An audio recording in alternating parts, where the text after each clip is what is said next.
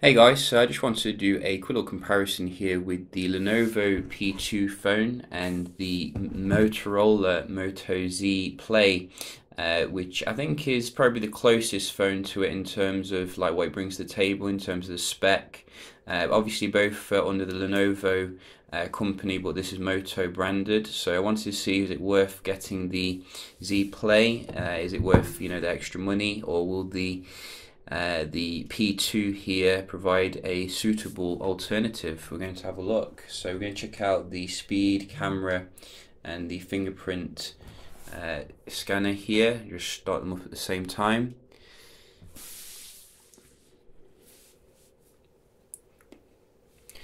And as I said, like the spec here is very identical on both of them. Both of them 5.5 inches, Super AMOLED displays. Same processor, Snapdragon 625, same RAM allocation, and also I think the battery is a little bit bigger in the P2, but this one's no slouch when it comes to the battery. You do get Type C in the Moto Z Play, as well as the Moto Mods compatibility, obviously, which is something to consider. Let's just have a look at the software before we start. If we go down here, you can see I've put a nice black theme on the P2 there to make the most of the AMOLED display. But you can see the both running Marshmallow with slightly more ahead security patch level on the Z Play, and that is something to consider here. We also have set up the fingerprint scanners, so we're going to see the speed here. So 3, 2, 1. The setup process is very fast on the P2. I'd say within 20 seconds or something. So slight misread there, but we'll try it again. I think I prefer the P2 scanner because it's actually a little bit bigger than the one on the Z Play, but you can see most of the time it is a very reliable one. No real issues here. So that is pretty good. So we're just going to have a look at the day-to-day performance speed, see the apps opening, etc., how they compare here. So everything's closed down, let's see, and go.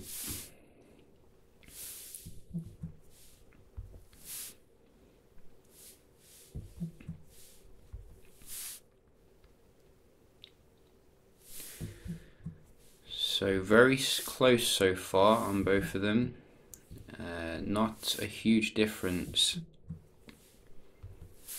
I mean, the P2 has a slightly more skinned version of Android, but it's extremely close here in terms of the performance. Maybe a little bit faster on the Z Play there when it came to the camera.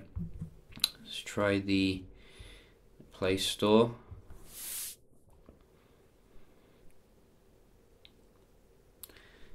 So I think that was the P2, but again, not a remarkable difference in actuality. Let's have a look at some games here.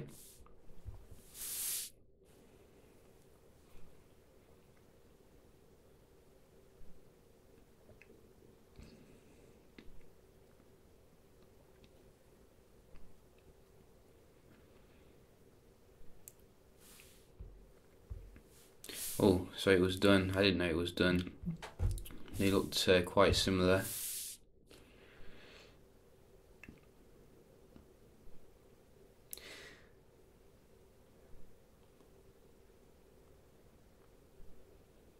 Gotta say the displays are very comparable as well, in terms of the quality. Slightly fast to load here on the P2 with Modern Combat, which is nice. And again, slightly quicker there to... No, it was actually the Z Play that time. So interesting.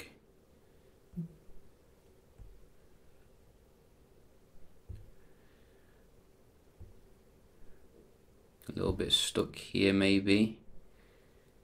Yeah, it's getting there. So the Z Play a lot faster with Asphalt Extreme.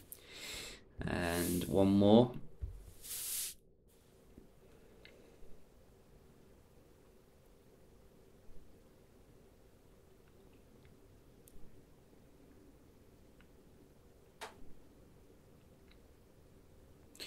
Oh, P2 this time.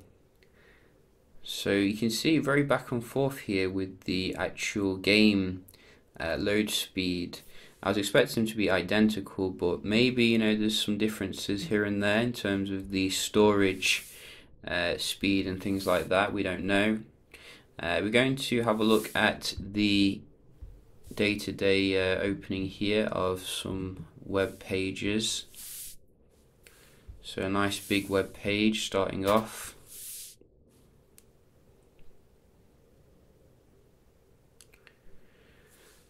So the Z Play did load that a little bit faster. Let's have a look at the pinch to zoom and things like that. So you can see nice and responsive here. I mean, this is a world away from how Lenovo phones used to be. They used to be very unresponsive and use horrible kind of like you know, processors, etc. But this feels like a really flagship kind of performance. I mean, look at that, very nice and smooth here. One more, GSM.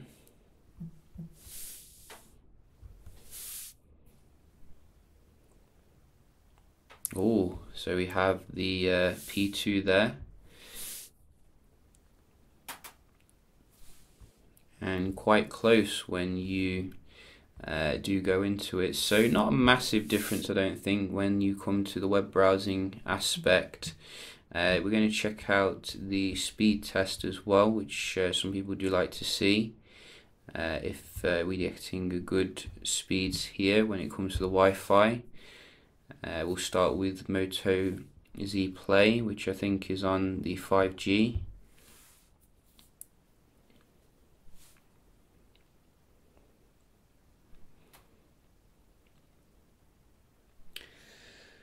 And I think any 6 series Snapdragon does tend to give a little bit more modest scores here. Not particularly amazing, but then again not too bad. What can the P2 do?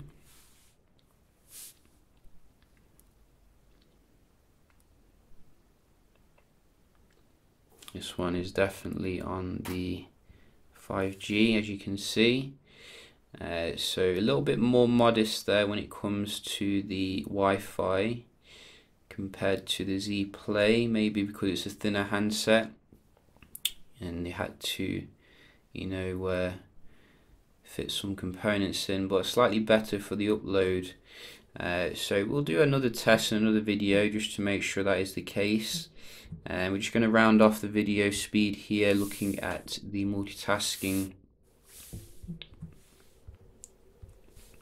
I said that the Z Play has 4 gigs of RAM, but I don't think it does actually. I think it has 3 gigs of RAM.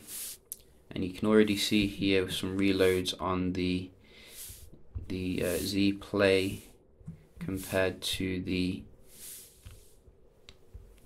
very nice RAM management here on the P2. Everything coming up straight away with no reloading compared to the Z Play. We're going to have a look at some of the games now. Straight in there, and a reload on the right.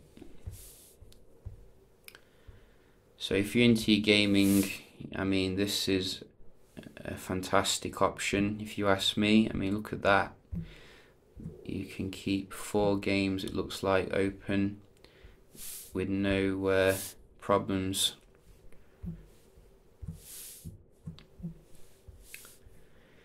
I gotta say, you know, the P2 has really impressed me. I think I'd probably recommend it as the best budget option in early 2017. Before, I'd recommend the P9 Lite and the Redmi Note 3 Pro, but now this has got the AMOLED display. It's got it's gone to the top. It's gone to the top of my recommendations, I think, based upon the performance here. How does the camera compare? We're going to check that out. So obviously we're getting, I think, I can't remember the exact megapixel with the Moto Z Play, but you can look it up. And it's always been a decent camera, not necessarily exemplary, but we did do a few selfies, low light shots, and we tested the video 4K, which they both do support. I think in terms of the selfie shots, the Z Play does have a slight advantage here because it seems to be a bit wider in terms of fitting in more into the picture, and also the quality seems to be a little bit better. But the quality is not too bad on the the P2 here for the selfie aspect. In terms of the low light, both of them do struggle a little bit because they don't have optical image stabilization, but the shots are usable at the end of the day. There's not it's not terrible by any means, but compared to some higher, more expensive phones, you are going to notice that it is a bit more of a budget phone here. So you can see we did do I think 2 shots, and it did a reasonable job, and you could see some stuff, but I think if you're looking for a low light phone, you might want to look for something with a bit more camera spec. The daytime shots are actually very comparable and very nice in terms of the colors, etc. I couldn't see a normal HDR mode on there, but even still, the pictures are very good overall in terms of the day shots as well as the video recording. The focus was very responsive. I didn't really have to prompt it very much, and it's quite impressive actually.